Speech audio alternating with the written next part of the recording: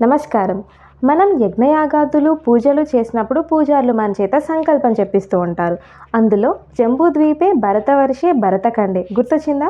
ఇవన్నీ చెప్పిస్తుంటారు కదా! అసలు జంబూద్వీపం అంటే ఏంటో తెలుసా? జంబూద్వీపం అంటే ఒక భారత ఉపఖండం మాత్రమే కాదు. ఆసియా, ఆఫ్రికా, ఐరోపా, ఉత్తర అమెరికా ఇవన్నీ జంబూద్వీపం కిందకే వస్తాయి. అంటే మన ప్రపంచమంతా సనాతన ధర్మం మాత్రమే ఉండేదన్నమాట. మన ఈ జంబూద్వీపాన్ని 9 వర్షాలుగా విభజించారు. అంటే 9 భౌగోళిక ప్రాంతాలు.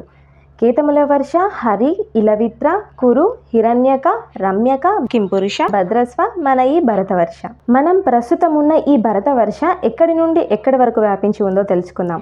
Egypt, Afghanistan, Balochistan, Iran, Sumeria, Caspian అంటే ఒకప్పటి కశ్యప సముద్రం వరకు వ్యాపించి ఉంది.